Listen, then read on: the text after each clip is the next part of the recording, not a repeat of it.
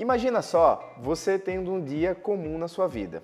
Chega, faz seu trabalho, durante a noite, faz seu exercício, sua corrida, sua sessão de crossfit, vai dormir. Quando você acorda, sua perna está inchada e você está sentindo muita dor. E foi exatamente isso que aconteceu comigo. Quem me acompanha no Instagram já sabe o que aconteceu e o que eu tenho feito. E no vídeo de hoje, aqui no YouTube, eu vou abordar quais são as causas, o que poderia ter acontecido e caso isso aconteça com você, o que você deve fazer. Se você tem interesse no tema, segue o vídeo.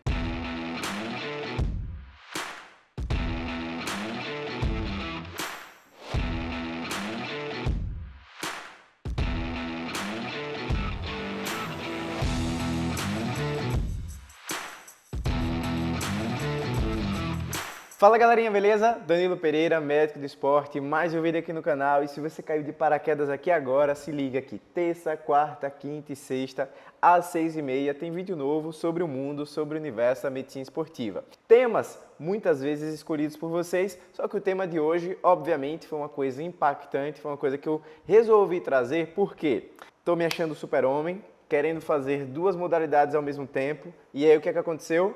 Síndrome de banda iliotibial. E agora, uma ruptura do gastrocnêmio. Já dei spoiler aqui sobre o que aconteceu. Mas vamos embora, vamos aproveitar esses eventos, esses acontecimentos na vida e tirar um proveito positivo. Porque eu posso ficar me lamentando, chorando simplesmente por aquilo que aconteceu, ou girar uma chavinha e pensar, poxa, eu posso pegar a minha história, ser a história de consultório, ser o meu paciente, o caso clínico para o recomende e execute, né? Colocar realmente a teoria em prática. Então vamos embora, vamos aprender em relação ao que aconteceu sobre esse evento. Para quem me acompanha, né, também pelo Instagram, eu vou deixar inclusive o arroba aqui no vídeo para que vocês vão para lá também, porque eu coloco mais minha rotina, meu dia a dia de treino, de trabalho, né? Coloco caixinha de perguntas para que as pessoas, a gente tenha esse contato mais dinâmico. Esse foi inclusive um intuito que me fez começar a gravar mais lives por aqui, porque os vídeos eles ficam, na minha visão, um pouco engessados, né? Jogo o vídeo e aí em algum momento alguém vai assistir. Então eu penso em ter uma coisa mais dinâmica e foi isso que eu mantenho no Instagram e tento manter nas lives aqui que eu faço com vocês toda segunda e quarta-feira às 8 horas da noite. Então vamos nessa. Na sexta de noite, né, no dia 27 de outubro, eu fiz esse treino aqui. Eu já treino com planilha há mais ou menos 4 anos e esse era o terceiro bloco, o bloco C da planilha, né, que eu fazia em regressiva 30, 25, 20, 15, 10 e 5. Agachamentos com kettlebell de 32 quilos, executar o salto duplo da corda, que a gente chama de double under, e fazer um salto na caixa. Bom, tava com colete, com 10 quilos extra. Eu notei que em alguma dessas séries, durante a fase que eu tenho o salto, que você faz aquele agachamento em cima, eu senti uma fisgada, um rasgar de músculo, né? Tive essa percepção. Mas isso já aconteceu outras vezes, então não levei muito em consideração. Isso foi sexta-feira de noite. Bom, fui dormir, né? Fiz minha rotina para induzir, para começar a dormir. E no sábado de manhã eu tinha um compromisso com corrida, porque além da planilha do CrossFit eu tô querendo virar maratonista, né? Isso é uma brincadeira na verdade, mas é porque alguns pacientes da corrida estão me chamando mais para treinar, né? Para fazer essa modalidade. E de fato é interessante que como médico do esporte você experimente aquilo que o paciente sente. Então as angústias, as ansiedades, as frustrações, as próprias dores, né, musculares. E aí eu ia correr às 5 horas da manhã, fazer a planilha 15 km. Só que quando eu acordei, tomei um susto, velho. Minha perna tava desse jeito aqui, ó. A perna esquerda, né? Até o joelho tava inchado e com muita dor. Eu tava tendo a sensação de compressão mesmo, né? A gente chama isso de uma síndrome compartimental, porque pelo edema, pelo inchaço, você atrapalha tanto o fluxo de sangue quanto a parte neurológica.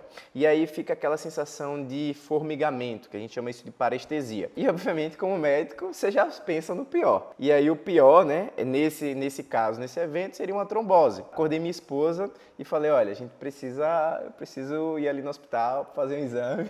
porque eu acho que eu tô com trombose. Ela chegou aqui toda assustada, já mandei mensagem para uns amigos, né?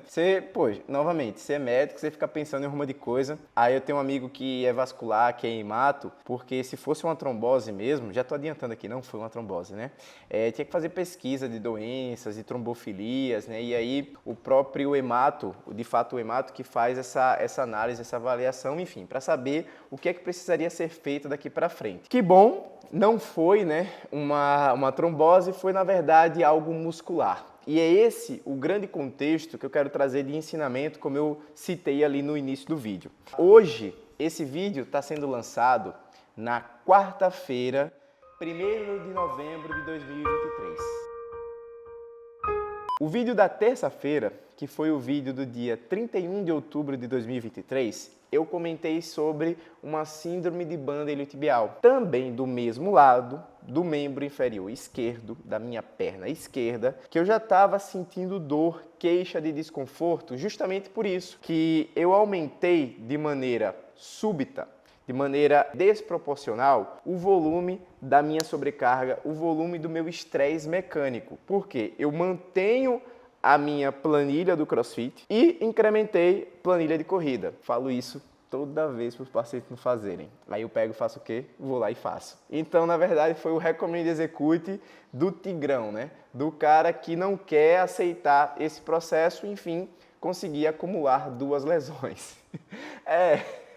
Então, novamente, como eu comentei, né? Poderia ficar me lamentando, mas aí vamos usar esse propósito para trazer um ensinamento. Pessoal, você não é um super-homem. Seu corpo não é especificamente uma máquina e que você está programado para fazer sempre mais. Você treinar mais pode ultrapassar aquela zona, aqueles limiares, que já tem uma playlist que eu falo sobre a curva da adaptação, e você não vai melhorar mais sua performance. Você só vai se sujeitar a lesões que, poxa, eu tenho uma teoria, mas eu fui ali, como é que se diz, cabeça dura e estou acumulando lesões. Então, o que é que, de fato, eu comecei a fazer? Reduzir minha planilha do CrossFit, porque especificamente, né, no mês de novembro para dezembro, aqui na minha cidade, Aracaju, tem uma meia maratona, que é a Meia da Conceição. E é essa meia maratona que eu vou correr. Então, nesse intervalo de um mês, reduzir minha planilha do CrossFit, vou manter minha planilha da corrida para conseguir completar os meus 21 quilômetros ali e depois eu retorno à vida normal. Não dá para você ficar fazendo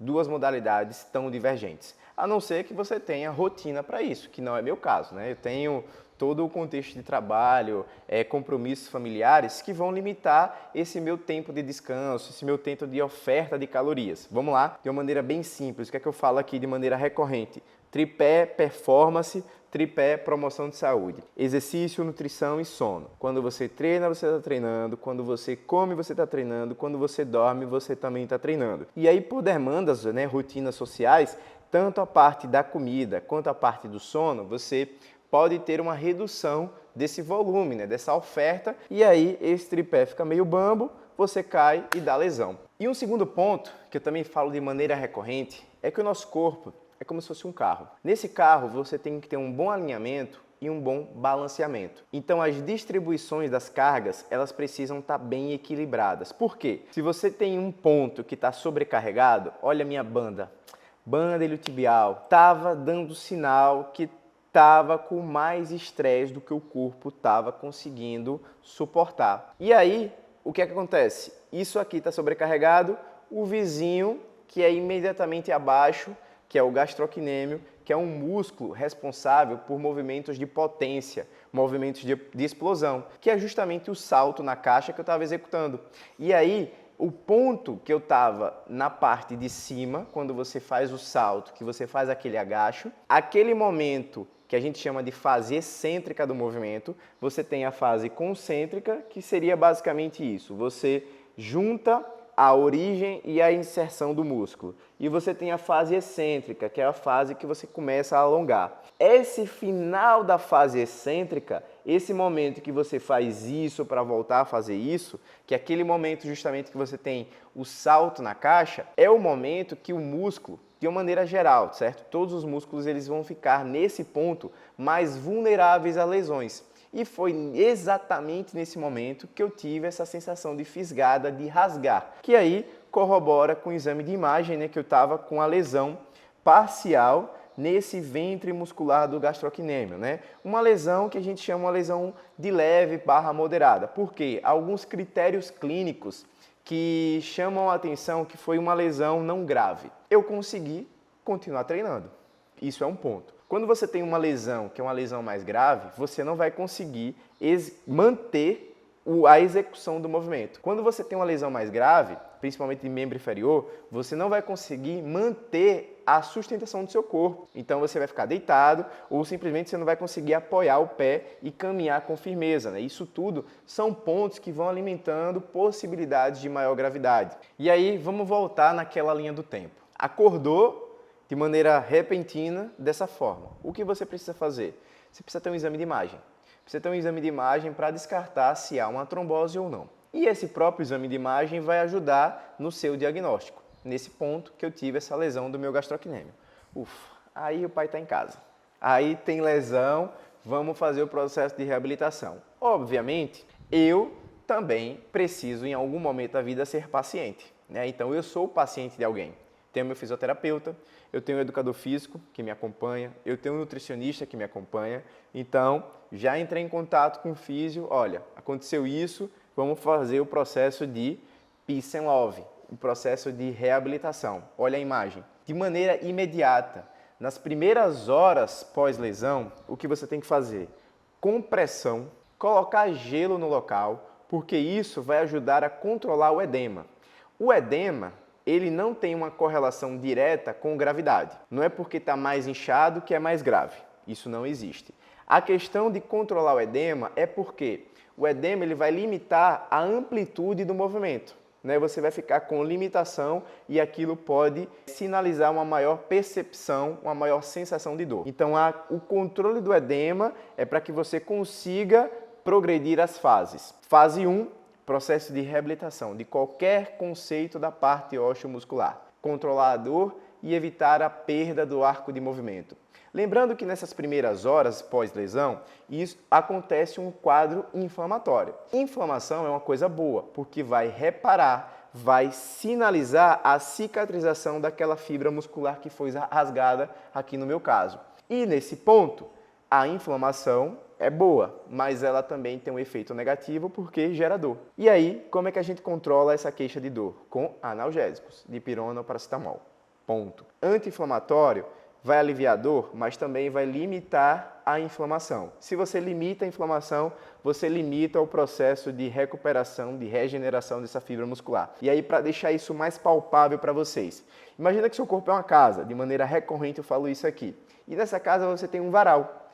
Nesse varal você tem 10 fibras, você tem 10 lugares para estender a quantidade de roupa, que é a atividade muscular que você vai propor para aquela fibra. Quando você tem algo que atrapalhe o processo de cicatrização, e o anti-inflamatório faz isso aqui, você tirou uma linha desse varal. Agora você tem 9 fitas para colocar uma carga de roupas que você antes usava 10. E se de maneira recorrente você faz isso, daqui a pouco você está com 8, 7, 6, 5, 4 fibras para fazer o trabalho de 10. Então, o anti-inflamatório, se você usa de maneira recorrente, ele vai cada vez mais diminuir o seu limiar de novas lesões. Menos impacto, menos força vai ser necessária para ter novos eventos. E aí, qual é a ideia? Processo de reabilitação.